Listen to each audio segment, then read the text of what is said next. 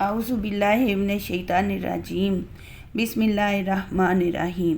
قارون کے خزانوں کے متعلق آپ نے تاریخی حکایات اور محاورے تو سنے ہوں گے۔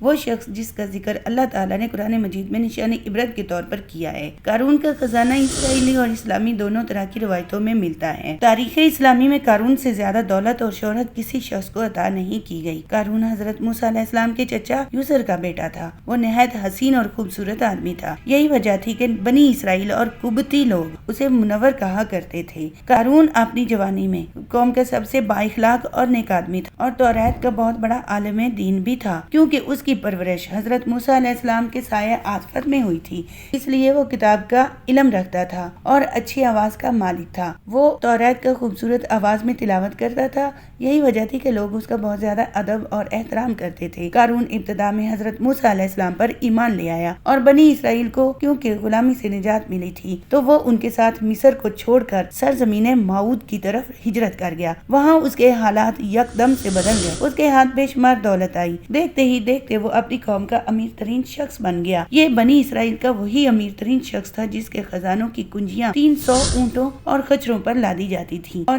ہر کنجی چمڑے کی بنی ہوئی جو ایک خزانے کی چابی تھی، جس کا ذکر اللہ تعالیٰ نے قرآن مجید میں کچھ یوں کیا ہے: بے شک قارون موسیٰ علیہ السلام کی قوم سے تھا، پھر اس نے قوم پر زیادتی اور ہم نے اس کو اتنے خزانے عطا کیے کہ جس کی کنجیاں اٹھانا ایک طاقتور قوم کے لیے بھاری تھا۔ ایک اور جگہ پر فرمایا، اس سے اس کی قوم نے کہا، بے شک اللہ تعالیٰ اترانے والوں کو پسند نہیں کرتا، اور جو مال تجھے اللہ نے دیا ہے اس کے ذریعے آخرت میں گھر طلب کر اور دنیا سے اپنا حصہ نہ بھول، اور احسان کر ایسا جس طرح اللہ پاک نے تجھ پر کیا، اور زمین میں فساد نہ کر، بے شک اللہ تعالیٰ فساد کرنے والوں کو پسند نہیں کرتا۔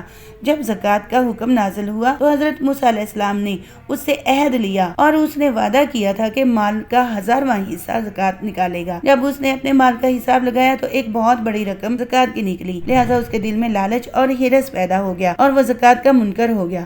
اس نے ایک گندی چال چلی۔ اس نے بنی اسرائیل میں سے ایک گروہ جو اس کا حمایتی تھا اس کو جمع کیا اور کہا، اے بنی اسرائیل، موسیٰ نے ہمیں بہت سارے امور کا حکم دیا تھا جس کی تم لوگوں نے پیروی کی، اب وہ لوگوں کا مال بھی لینا چاہتا ہے۔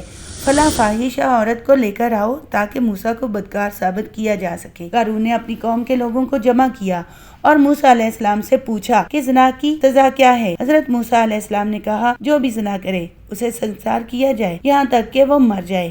قارون نے حضرت موسیٰ علیہ السلام سے کہا، حتیٰ کہ اگر یہ کام آپ نے کیا ہو تو کیا یہی حکم ہے؟ حضرت موسیٰ علیہ السلام نے کہا، ہاں، حتیٰ کہ اگر یہ کام میں نے بھی کیا ہو تو یہی حکم ہے۔ قارون نے کہا، بنی اسرائیل یہ گمان کرتے ہیں کہ آپ نے فلاں فاحشہ سے زنا کیا ہے۔ تو حضرت موسیٰ علیہ السلام نے فرمایا کہ اس عورت کو میرے سامنے لاؤ۔ لہٰذا جب وہ عورت بلائی گئی تو حضرت موسیٰ علیہ السلام نے فرمایا، اے عورت، اس اللہ کی قسم جس نے بنی اسرائیل کے لیے دریا کو پھاڑ دیا اور عافیت اور سلامتی کے ساتھ فرعون سے نجات دلائی، سچ کہو کہ واقعہ کیا ہے؟ حضرت موسیٰ علیہ السلام کے جلال سے عورت سہم کر کانپنے لگی اور اس نے مجمع عام سے کہہ دیا کہ اے اللہ کے نبی، مجھ کو قارون نے بہت ساری دولت دے کر آپ پر تہمت لگانے کے لیے آمادہ کیا ہے۔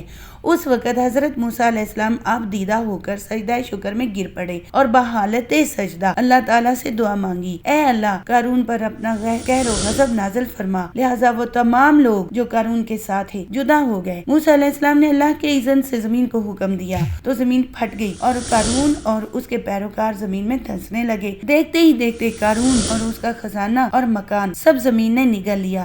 جب زمین سب کچھ نگل چکی تو زمین کا شگاف بند ہو گیا اور دیکھنے میں ایسے لگ رہا تھا جیسے کہ یہاں کچھ تھا ہی نہیں۔ قارون کی اور اس کے دولت کے متعلق بہت ساری حکایات اور کہانیاں مشہور ہوئیں اور تا قیامت قارون اور اس کا خزانہ تمام انسانیت کے لیے نشان عبرت بنا رہے گا۔